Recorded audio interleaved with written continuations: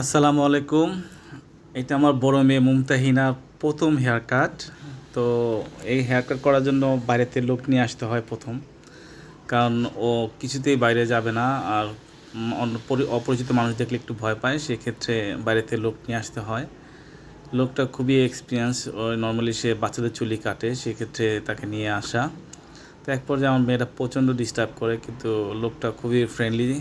তো সে ডিস্টার্ব ওরকম ফিল করে নাই। সে সুন্দর করে আমার মেয়ের চুলটা কেটে দিচ্ছিল। তো মেয়েটা কোনোভাবেই নিচে নামবে না, আমার কাঁধেই শুয়েছে, চুল কাটাবে। তো কাটতে থাকে লোকটা। মেয়েটাও একটু বিরক্ত বোধ করে একটু একটু করে। পরে আস্তে আস্তে চুল কাটা চলতে থাকে। চুল কাটা প্রায় একটু ডিস্টার্ব করতো মেয়েটা। এক পর্যায়ে সে চুলটা কাটা শেষ করে ফেলে।